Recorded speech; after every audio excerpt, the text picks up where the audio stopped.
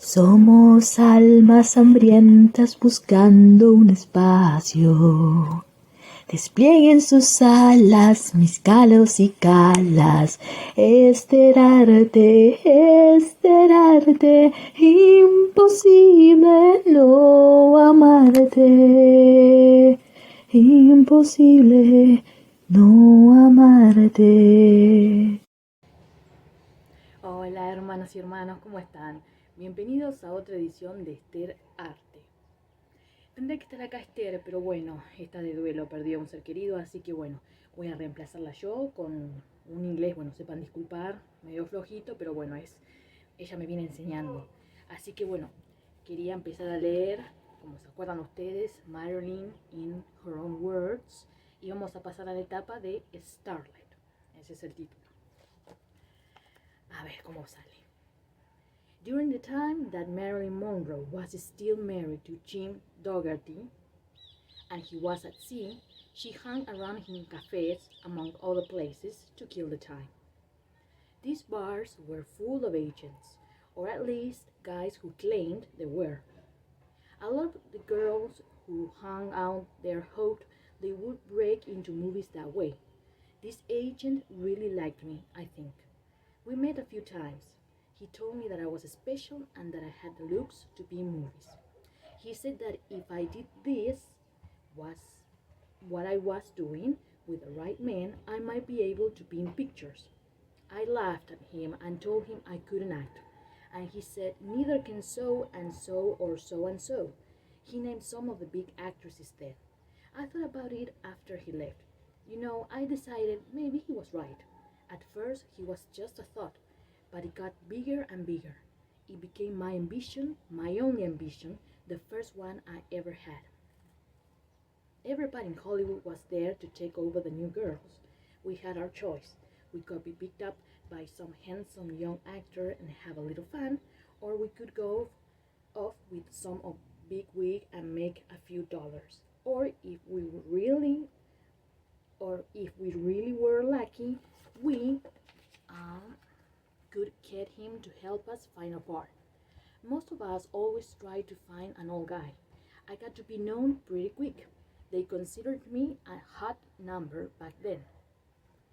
About her first screen test. Blonde hair and breasts. That's how I got started. I couldn't act. All I had was my blonde hair and a body men liked. The reason I got ahead is that I was lucky and met the right man.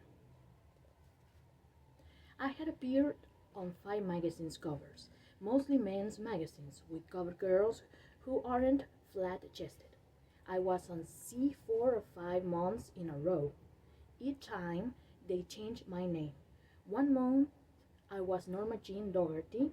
They used my first husband's name. The second month, I was Jean Norman.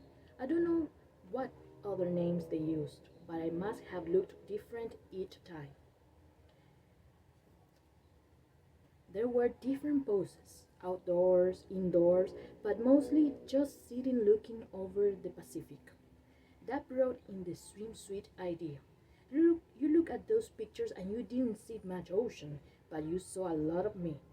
One of the magazines I was on wasn't a men's magazine at all. It was called Family Circle. You buy in supermarkets. I was holding a lamp with a pinafore. I was the one with the pinafore, but on most covers I had on things like a striped towel. The towel was striped because the cover was to be in color and the stripes, or strips, I don't know what's the pronunciation, were the color. And there was a big fan blowing on the towel and on my hair. That was right after my first divorce, and I needed to earn a living bad. I couldn't type, I didn't know how to do anything, so Howard Hughes had an accident. He was in hospital, and Helen Hopper wrote in her column, Howard Hughes must be recuperating because he sent out for photographs of a new girl he's seen on 5 different magazines. Right after that, Howard Hughes' casting director got my telephone number and he got in touch with me, and he said Howard Hughes wanted to see me. But he must have forgotten or changed his mind or something, because instead of going to see him, I went over to the Fox studio with a fellow named Harry Lipton, who handled my photographic modeling. Expensive cars used to drive up beside me when I was standing on a street corner or walking on a sidewalk, and the driver would say, "I could do something for you in pictures. How would you like to be a golden girl?" I figured those guys in those cars were trying to for a pickup, and I had an agent, so I could say those fellows, "See my agent."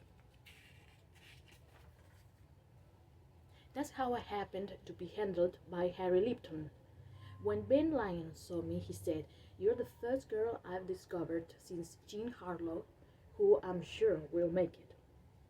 Once Marilyn Monroe had been signed to a contract with Fox, no one was satisfied with her name, which at the time was Norma Jean Baker, or Mortensen, or Doherty. Ben Lyon of Fox has changed my name. I reminded him of two women, Jean Harlow and a girl called Marilyn Miller. When they started considering a new name for me, I asked if I could keep my mother's maiden name, Monroe. So the question was whether I should be called Jean Monroe or Marilyn Monroe. That same evening, some kids asked me for an autograph, and I did not know how to spell Marilyn, and I had to ask someone.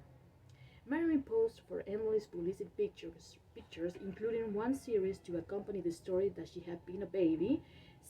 She had been a babysitting discovered by a Fox talent scout.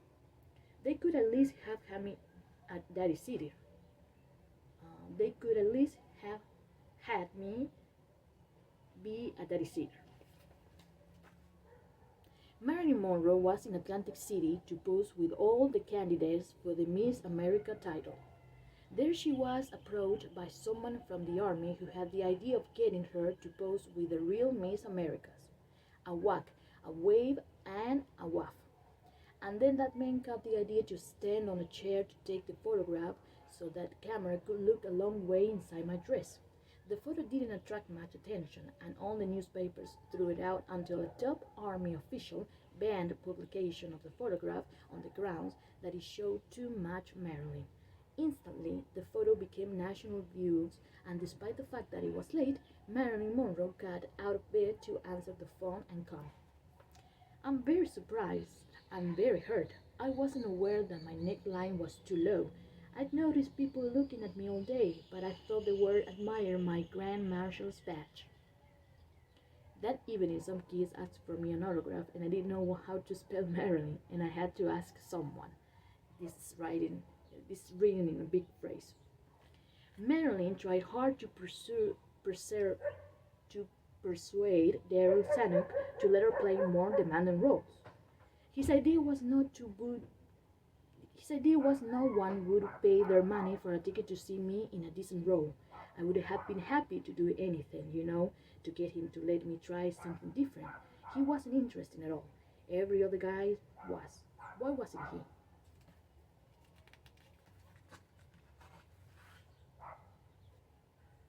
Marilyn Monroe was sent on a publicity tour for Love Happy.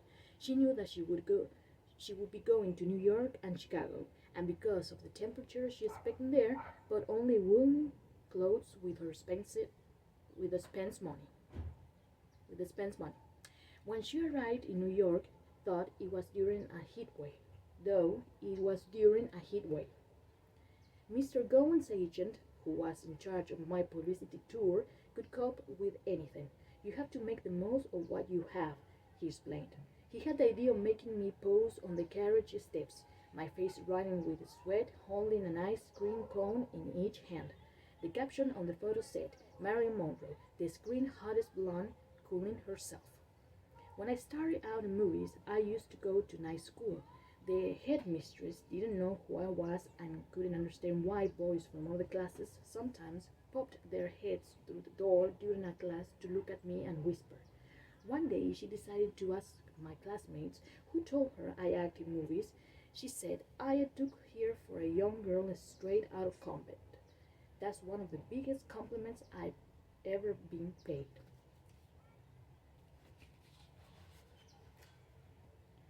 Well, for the next chapter, we gonna try to talk about her moment as a star. So, my apologies for my pronunciation. I'm learning. Esther is still teaching me, but she will be back soon, I promise. Next chapter, Marilyn, in her own words, as a star. Bye bye. And brothers and sisters, as I always and Esther promise, some of the photos from the book Marilyn in Her Own Words. Just what I read a couple minutes ago.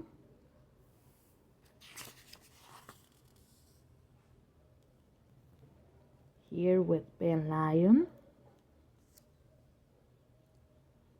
She looks so lovely here. Some neighbor girls here.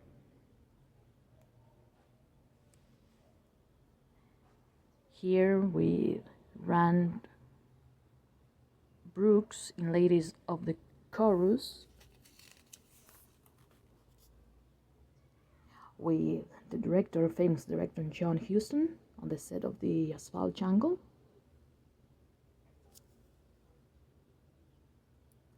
Here, of course, in There's No Business Like Show Business. And this will be the next chapter, Marilyn as a Star. See you soon.